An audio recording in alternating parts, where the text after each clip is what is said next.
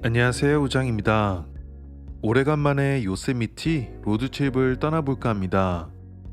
1박 2일 하고 올 계획이고, 이번엔 차박이 아니라 요세미티 근처 인기 많은 글램핑장인 오토캠프라는 곳에서 오늘 하루 보내고 다음날 요세미티까지 구경하고 오는 계획을 잡았습니다. 이번에 스페셜 게스트로 저희 강아지 라떼도 함께 데려갈 건데, 안전과 좀 더 편안한 자리를 위해 강아지 시트와 안전벨트도 준비했습니다. 배터리는 그 전날 집에서 88%까지 충전해 놨고, 여기서 3시간 정도 가야 하는데 약 250km 정도입니다. 중간에 따로 충전 없이 바로 갈 수 있다고 하고, 도착하면 14%가 남아있을 거라고 나옵니다. 글램핑장에 테슬라 월차저가 여러 대 설치되어 있다고 하니 걱정 없이 도착해서 충전해 놓으면 될 것 같습니다. 그럼 출발하겠습니다.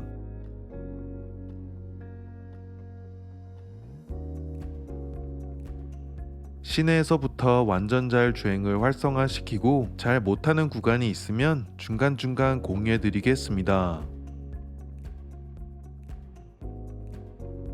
테슬라에 장착되어 있는 8개의 카메라가 360도를 커버해 주면서 멀리 있는 차량이나 차선들을 잘 인식해 화면에 표시해 주고 있었고, 큰 사거리에서도 좌회전을 부드럽게 해줬습니다.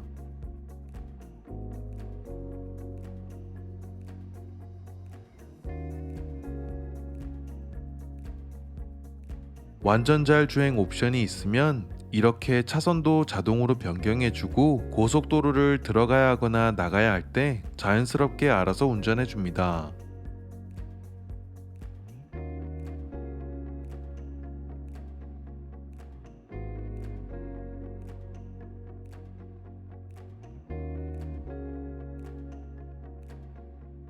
이런 실수는 거의 없는 편이긴 한데, 여기에선 제일 오른쪽 차선으로 붙어서 고속도로를 빠져나가줘야 하는데 계산착오가 있었는지 마지막 차선까지 들어가지 못해 오토파일럿을 풀고 제가 직접 급하게 틀어서 들어갔습니다.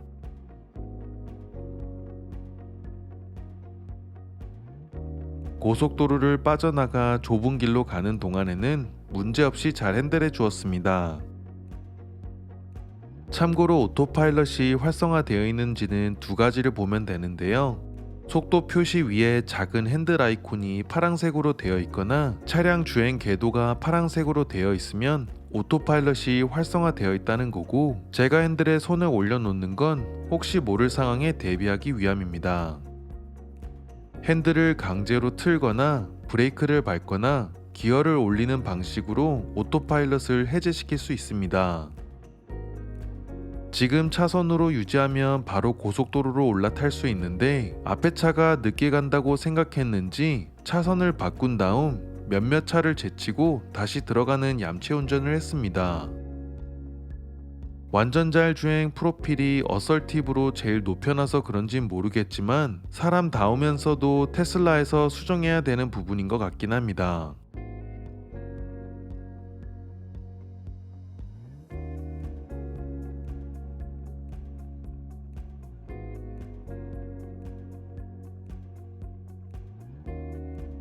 가는 길에 딱히 뭐가 있는 건 아니지만, 이 언덕을 넘을 때마다 나무 하나 없는 민둥산 위에 풍력 발전기들이 듬성듬성 있는 게 나름 멋진 것 같습니다.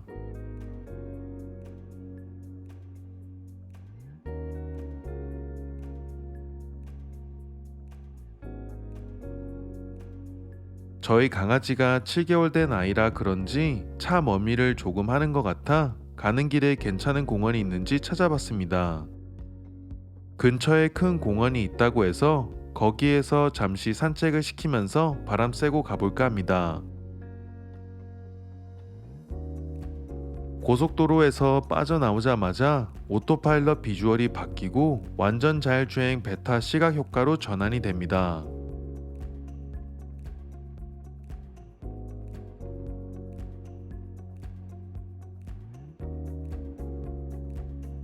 여기에서도 미리 차선을 바꾸고 좌회전 차선으로 들어가면 되는데, 너무 급하게 들어가는 듯 했습니다.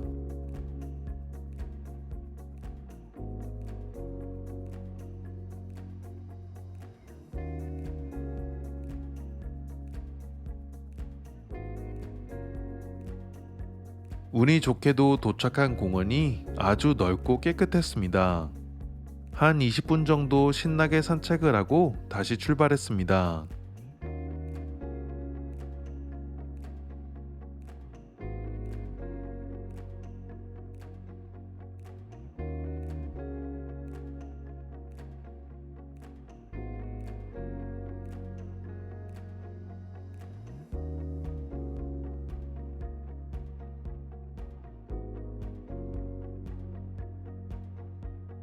다시 오토 캠핑장까지 가보겠습니다. 1시간 40분 정도면 도착하고 150km가 남아있다고 나옵니다. 현재 배터리는 57%에 도착하면 12%라고 하는데 처음 출발할 때 말했던 것보다 2%가 더 떨어졌습니다. 출발하면서 바로 완전자율 주행 활성화시켰습니다.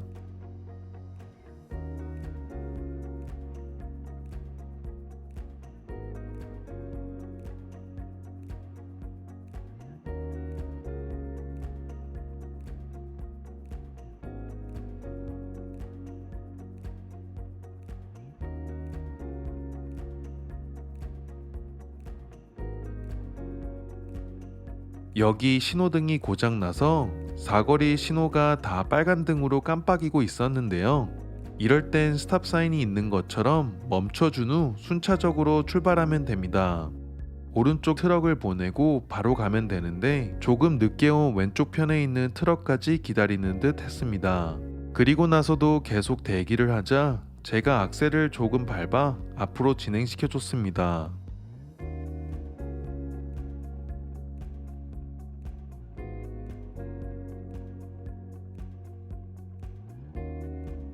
이제 고속도로를 타고 80km 쭉 가면 되는데요. 문제없이 오토파일럿이 잘 가주다가 마지막쯤 공사 구간이 시작되면서 길이 좁아지기 시작했습니다. 고속도로에서 곧 빠져나가야 해서 오토파일럿이 깜빡이를 놓고 오른쪽 차선으로 들어갈 준비를 하려 했는데 옆에 있는 트럭이 너무 가까이 오는 것 같아 잠시 제가 핸들을 잡았습니다. 여기서부턴 국도로 쭉 가야 하는데 예전 오토파일럿 버전에서는 최대 속도를 스피드 리밋에서 5마일까지만 올릴 수 있었는데 완전자율주행 베타에서는 최대 속도 80마일인 128km까지 설정해 줄 수 있습니다. 그래서 이런 국도에서도 오토파일럿 활용도가 좀 더 높아졌습니다.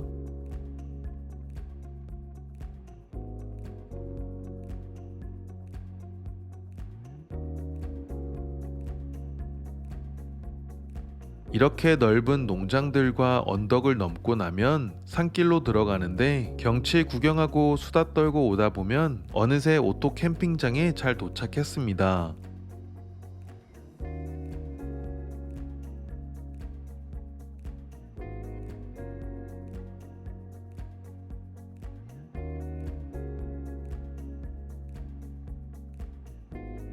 도착했을 땐 예상보다 조금 낮은 배터리 11%가 남아 있었고 260km를 오는 동안 마일당 310Wh를 이건 킬로당 190Wh 에너지를 소모했다고 표시해주고 있었습니다.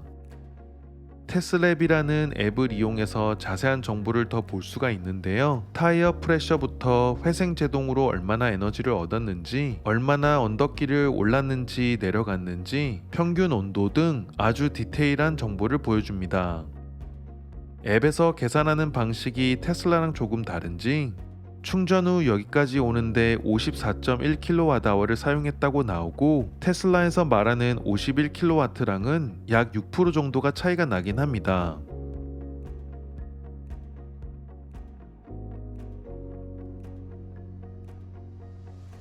오토캠프엔 테슬라 월차저 3대와 일반 레벨2 차저 2대가 있습니다. 다행히 테슬라 차저 하나가 남아 있었고 일단 90%까지 바로 충전해 놓은 다음 예약 충전을 나중에 해서 100%로 출발할 수 있게끔 해놓을까 합니다.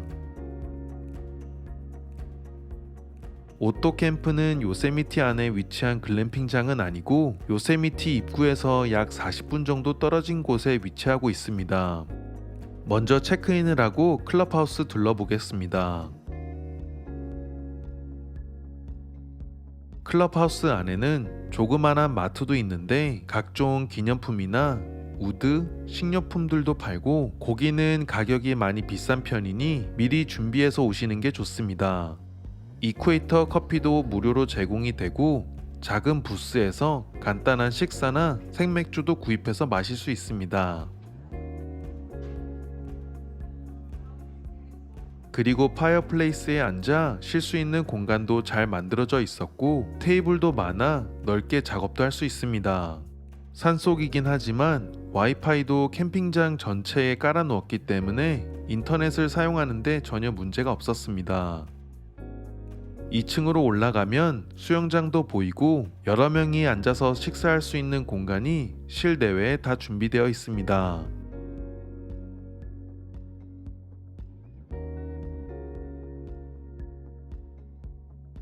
오토캠프의 숙소 스타일이 몇 가지가 되는데 메인으로는 에어스트림이라고 레노베이션된 RV에서 지낼 수 있는 곳이나 텐트나 캐빈으로 이루어져 있습니다. 에어스트림은 클래식, 프리미엄, 비스타 스위트로 나눠지는데 프리미엄은 에어스트림 RV 사이즈는 같지만 좀 더 넓은 마당이 있고 비스타는 언덕 위에 있기 때문에 조용하고 좀 더 멋진 뷰를 원하시는 분한테 좋습니다.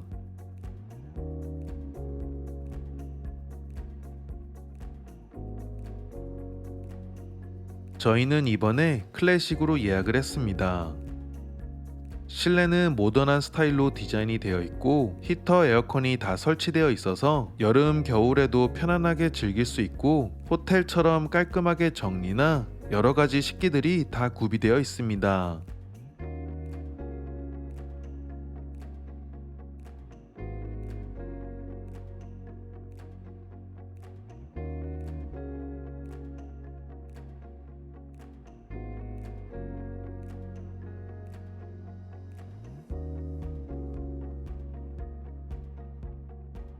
짐들 정리하다 보니 출출해져서 바베큐를 해먹기로 했습니다. 땔감은 클럽하우스 마트에서 사왔고 고기랑 야채는 집에서 챙겨왔습니다.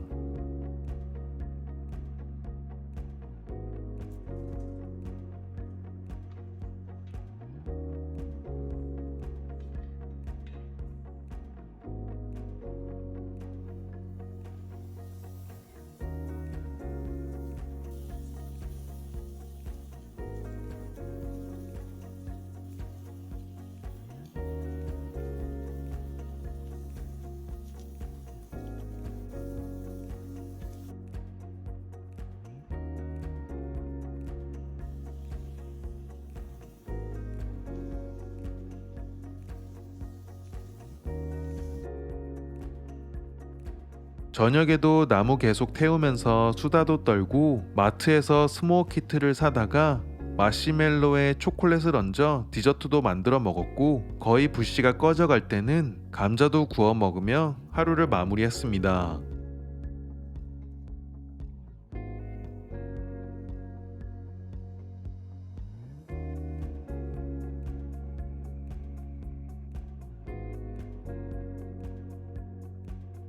다음날은 요세미티 구경하기 위해 일찍 체크아웃을 했는데요.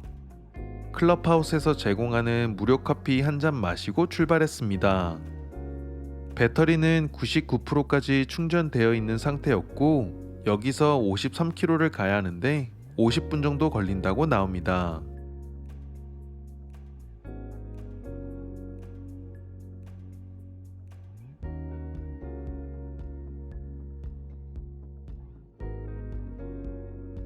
배터리 워밍업이 안 돼 있거나 많이 충전되어 있는 상태면 에너지 그래프에 이렇게 점선으로 표시가 되는데 이건 회생 제동으로 전력이 제한되고 있다고 알려주는 거고 배터리를 사용하다 보면 정상으로 돌아오니 걱정 마시고 운전하시면 됩니다.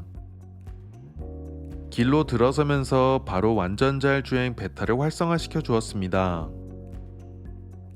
FSD 베타로 이런 꼬부길도 나름 적당하게 속도를 줄여주면서 운전해 주었고 핸들도 예전보다 훨씬 더 부드러워진 게 느껴졌습니다.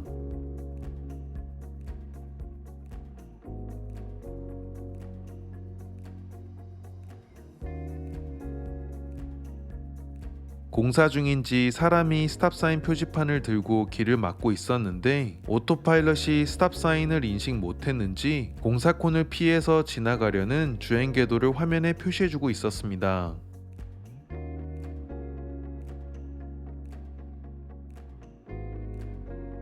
꽤 오랜 시간 대기를 하다가 공사 차량을 따라가라 해서 가고 있는데 궁금해서 오토파일럿을 한번 활성화시켜 봤습니다. 잘못된 차선으로 가고 있다는 걸 바로 인식해서인지 깜빡이를 넣고 오른쪽 차선으로 들어가려 했습니다. 그래서 일단 다시 풀고 제가 직접 이 구간에서는 운전을 했습니다.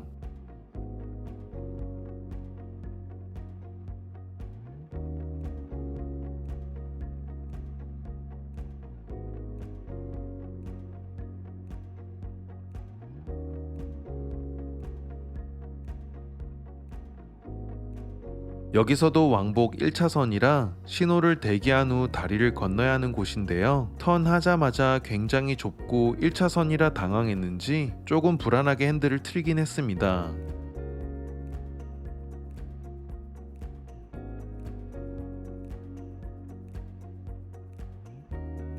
그래도 나름 좁고 꼬불꼬불 길을 잘 마무리했고 다리를 건너면서 나오는데 맞은편에 차량들이 대기하고 있는 걸 보고 놀랐는지 핸들을 갑자기 오른쪽으로 틀어버렸습니다. 제가 바로 잡아서 FSD를 풀고 진정시킨 후 다시 활성화를 시켜줬습니다.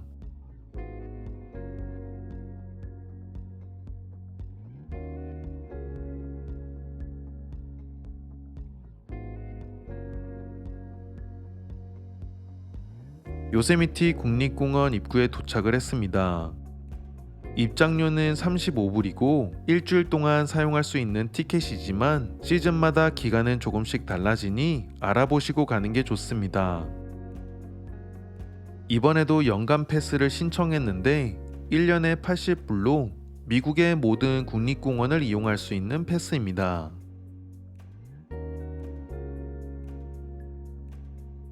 첫 번째로 들릴 스팟으로는 요세미티에서 가장 유명한 뷰포인트 중 한 군데인 터널뷰라는 곳입니다. 중간에 공사하는 구간도 있었는데 공사콘을 잘 인식하면서 차선 변경도 해주었습니다.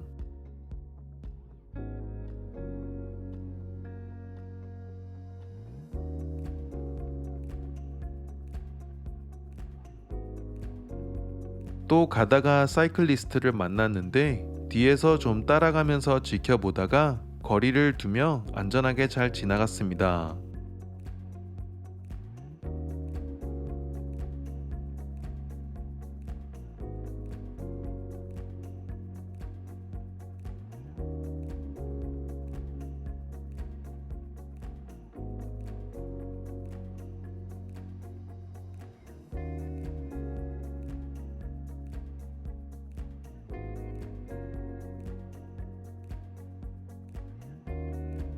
터널뷰 주차장에 잘 도착했습니다. 54km를 오는 동안 14kWh를 사용했고 평균 사용 에너지도 오르막길이 많아서 그런지 좀 높은 편이었습니다. 요세미티 터널뷰 포인트에서는 깊은 요세미티 밸리에 브라디얼 벨 폭포, 엘캐피탄, 그리고 하프돔까지 한눈에 볼 수 있는 멋진 스팟입니다.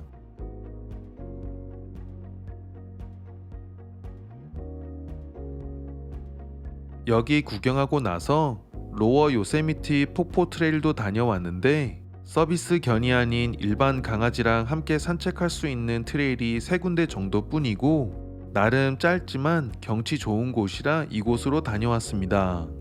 조만간 또 로드트립 계획 잡아서 영상 공유해 드리겠습니다. 이번 영상 괜찮으셨다면 라이크와 다음 영상 놓치지 않게 구독도 부탁드릴게요. See ya!